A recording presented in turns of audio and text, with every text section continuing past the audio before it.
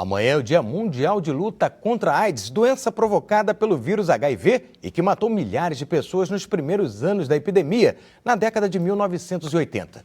Segundo os últimos dados do Ministério da Saúde, a doença está estabilizada, com cerca de 20 casos por grupo de 100 mil habitantes, ou 39 mil notificações por ano. A mortabilidade também caiu e hoje está cerca de 13%, mas ainda preocupa principalmente entre os jovens.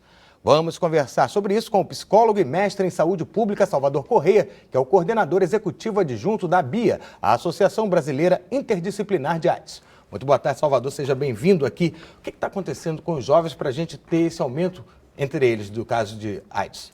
Bem, boa tarde, Marcelo. O que tem acontecido recentemente é que a população jovem ela precisa estar mais envolvida na resposta à epidemia de HIV e AIDS.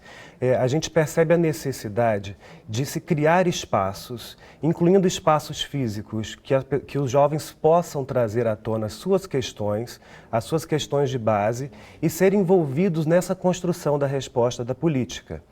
O governo tem adotado recentemente a incorporação de políticas baseado em evidências. O que isso quer dizer? Isso quer dizer que ele incorpora política a partir de investigações científicas e acaba deixando um pouquinho de lado o conhecimento da base, o conhecimento que vem das comunidades. Como é que você analisa as campanhas feitas pelo governo?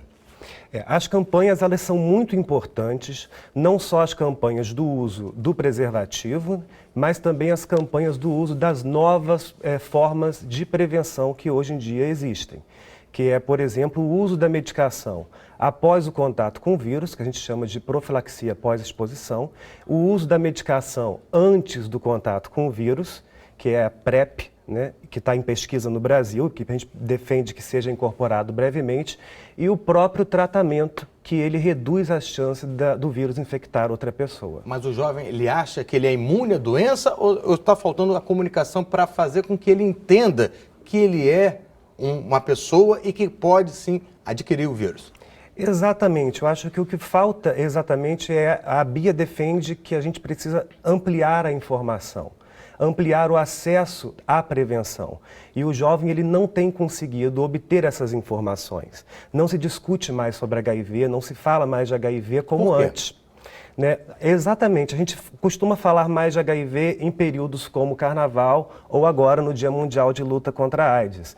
Então a gente precisa resgatar à tona essa questão, porque os jovens eles estão se infectando mais com o vírus justamente por desconhecer as formas de prevenção, só se fala de camisinha, é uma forma muito importante porque previne não só o HIV como outras doenças sexualmente transmissíveis, mas também existem outras formas e as pessoas precisam ser empoderadas para fazer escolhas acerca da prevenção. Há um perfil específico entre os jovens, desses jovens com maior incidência do número de infectados?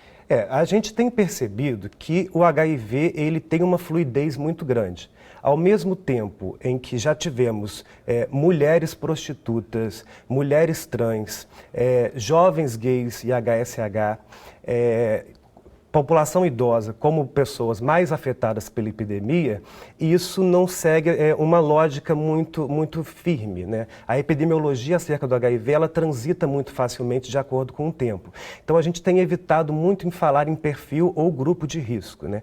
A própria adoção do termo população-chave, a gente questiona, porque isso não traz à tona as vulnerabilidades das pessoas.